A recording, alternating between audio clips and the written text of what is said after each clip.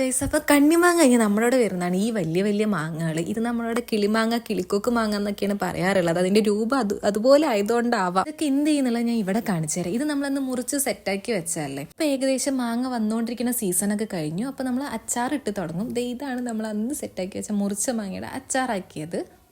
ഈ അച്ചാർ നമ്മൾ കുഞ്ഞു കുഞ്ഞു പാക്കറ്റിലാക്കും. നമ്മൾ ഈ സ്കൂളിലൊക്കെ പോകുന്ന സമയത്ത് കടകളിലൊക്കെ വാങ്ങിക്കാറില്ല, 5 രൂപയുടെ 2 രൂപയുടെ ഒക്കെ പാക്കറ്റ്. അതാണ് ഈ സംഭവം. ഈ കുഞ്ഞു കുഞ്ഞു പാക്കറ്റ് നമ്മൾ ഒരു അട്ടയിൽ 10 വെച്ച് അടിക്കാറാണ് പതിവ്. ഇങ്ങനെ ഉണ്ടാവും. ഇത് കഴിഞ്ഞ് മുറിച്ച മാങ്ങയുടെ അച്ചാറിൻ്റെ ഒപ്പം തന്നെ ഇവരിവിടെ നാരങ്ങച്ചാറും കൂടെ സെറ്റാക്കിക്കൊണ്ടിരിക്കുന്നുണ്ട്.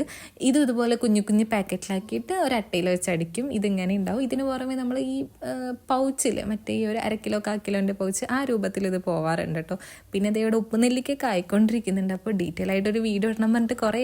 അപ്പോൾ അധികം വൈകാണ്ട് തന്നെ ഞാൻ വേഗം വീഡിയോ ആയിട്ട് വരാം. അപ്പോൾ ഇഷ്ടപ്പെട്ട നമ്മുടെ ചാനലും സപ്പോർട്ട് ചെയ്യാം. അപ്പോൾ അടുത്ത വീഡിയോയിൽ കാണാൻ. ടാറ്റാ.